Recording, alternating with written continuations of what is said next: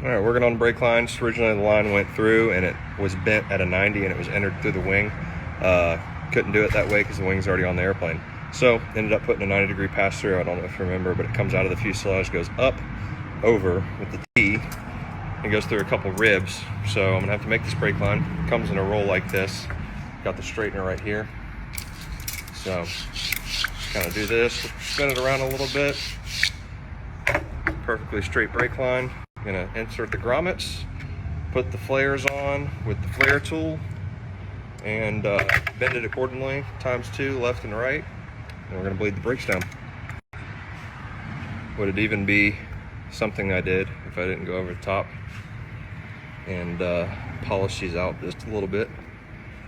Look at that sheen on there now. Whew. All right, here's our 37-degree flare tool. Remember, always put the fitting on first. Let's see if I can do this on the camera.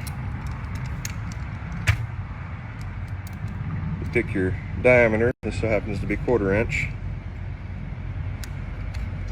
Close the mandrel down. I ain't got to cinch it down, but just kind of snug it. I always put grease on the mandrel in there that flares the aluminum, and just slowly work it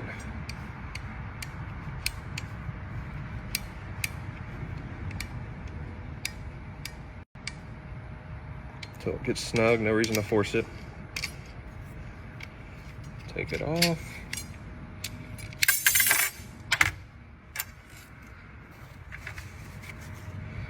And there you have it. The brake lines run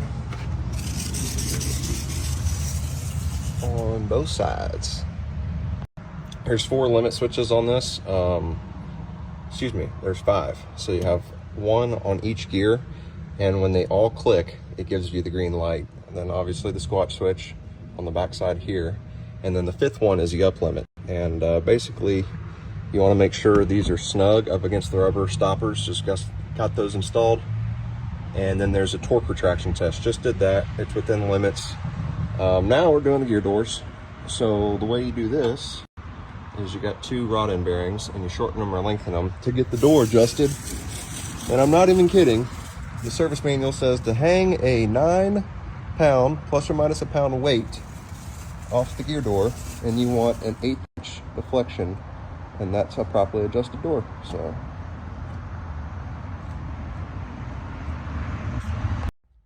with the gear doors adjusted and I got the up limit switch adjusted, we're going to double check the torque for the landing gear handle. Got a special tool right there with the torque wrench, and we're aiming for 100 foot-pounds or less. This is a 14.5 inch fulcrum, and you got a 12-inch fulcrum right here. Do the math.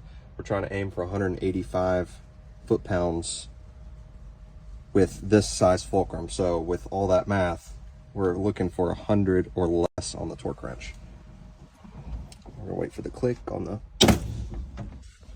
I figured I'd show you what happened. Shout out to Bogart Aviation for this cold weld. The bracket just broke. Brand new tool, 130 bucks. Waste of money. I'll reset here. Little redneck ingenuity, put a hose clamp on it, but I'm gonna see if I can get a refund on that because that's ridiculous. All right, take 2. Let's see if you can see the gauge here. Waiting to hear the click for the up limit switch. There it is. What do we got? 87.4. We're good. Time to put the wheels on. So a gear swing on here is really hard adjusting everything. The trunnion right here had to be shimmed fore and aft to get the slop out of there. The scissor links had to get all the slop out of there. You notice when it comes down, it's got about 1/16 to 3/32 clearance here.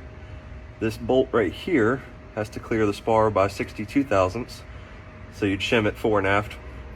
Replace these. That's an AD. They ended up failing the MPI inspection. The rod end bearings here was bad. And other than that, the bushings weren't too terrible here. But anyways, I'll show you a swing.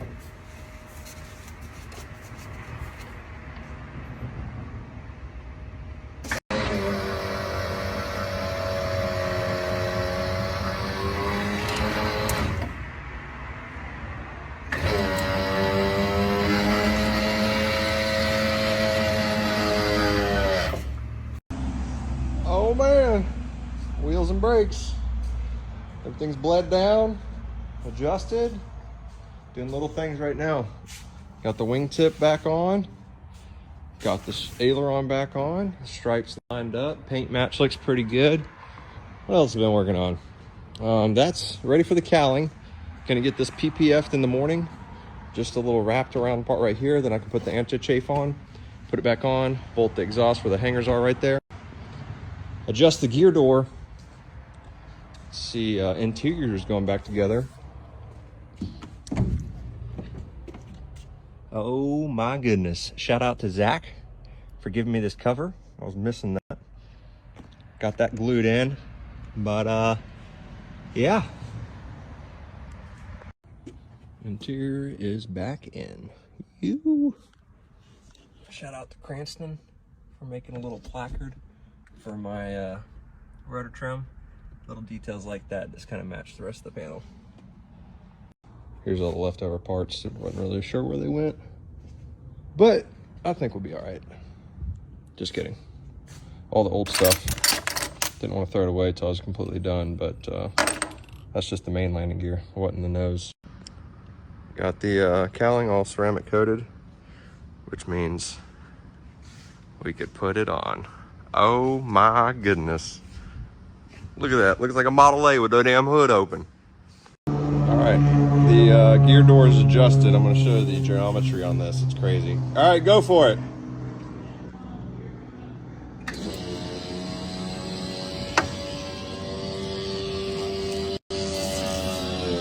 Crazy. The wheels sucked up. Let me see how those speed spats work right there. Aerodynamics. Phew. All right, do a gear swing. It's gonna be the final one. Gear down.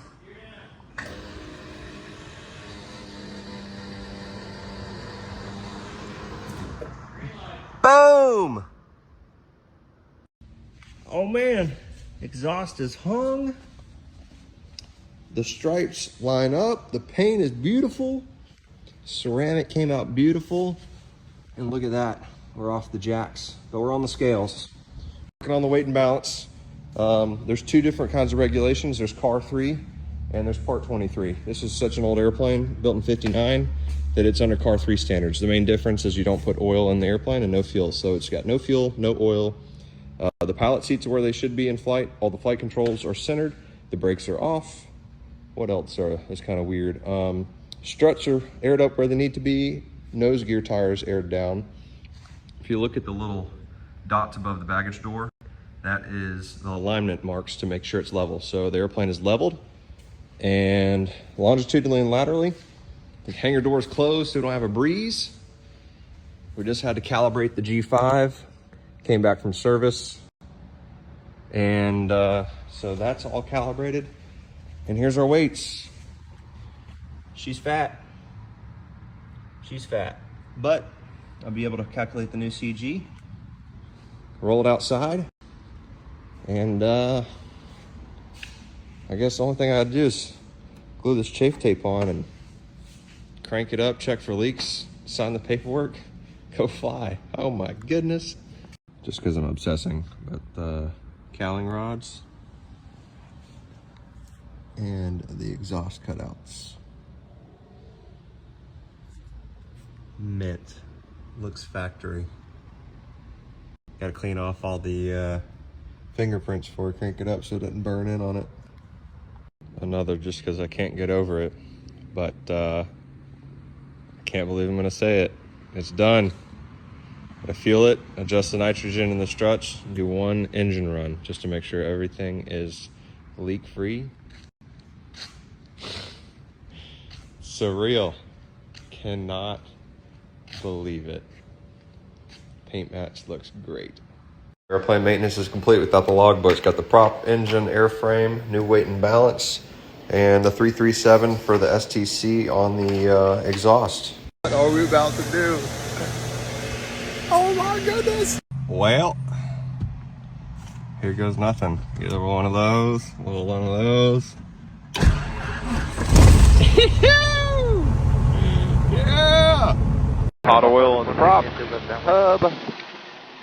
This is 710 Papa, runway 18, clear land. Rolling 18, clear to land, 710 Papa. Checklist. That's good. Magneto, prop, fuel pressure, oil pressure, ammeter, doors and windows closed. And Grand Prairie Tower, Comanche 5778, pops hold short of 18 at Alpha, ready for takeoff. We'd like to orbit overhead at 2,000 for an hour post-maintenance flight. Comanche 5778 Papa, Grand Prairie Tower, no delay, runway 18, clear for takeoff. No delay, runway 18, clear for takeoff, 78 pop. Comanche 78 Pop, you'll have to be under 2,000, left traffic. Okay, 1900, and we'll make left traffic, 78 pop. Alright, here goes nothing. Oh, you guys fell. Alright, gauge is green. RPM is perfect. We're making full power. Airspeed's alive. And rotate. Positive rate, gears coming up.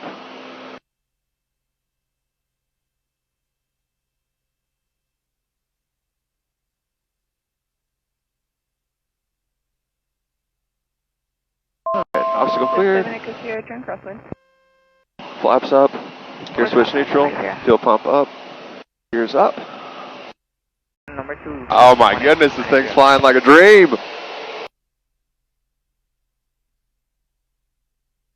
If you can see what I'm looking at here. Get a little close up on the gauges.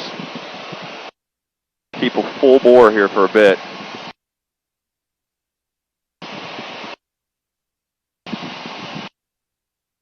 That fuel flow right there.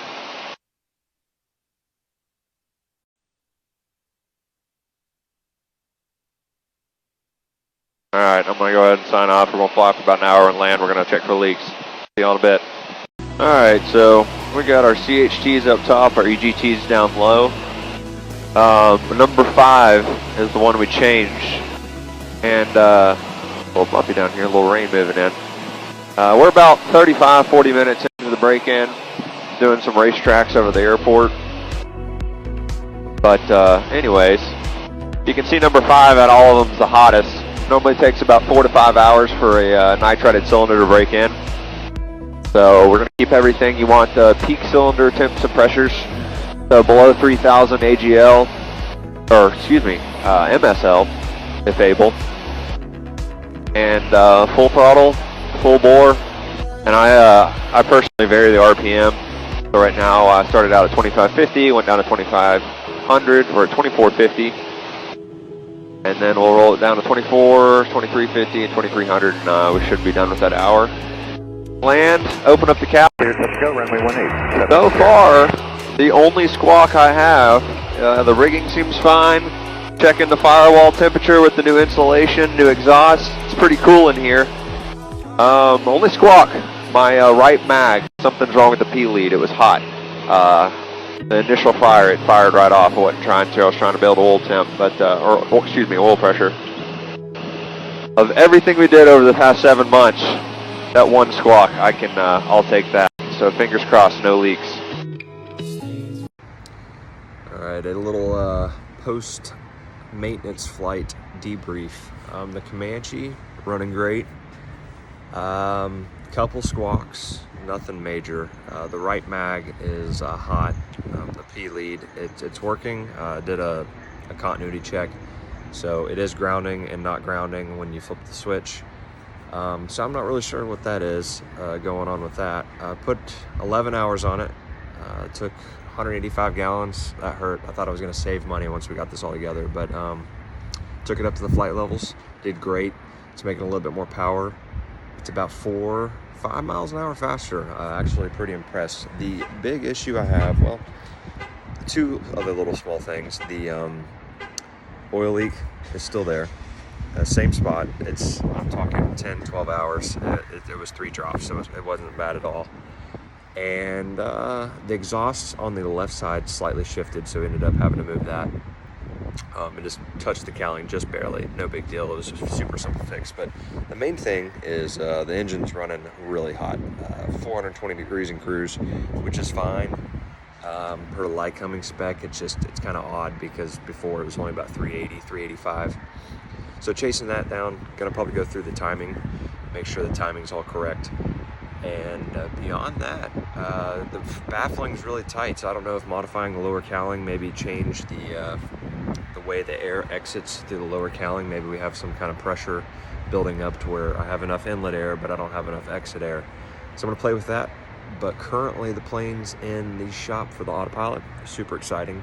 Have bought the servos about a year ago, just haven't been able to line up with the avionics shop and the maintenance with the plane. So stay tuned. There's gonna be lots of flying, and flying season's coming up. Can't wait, but we're gonna track down that cooling issue and send it.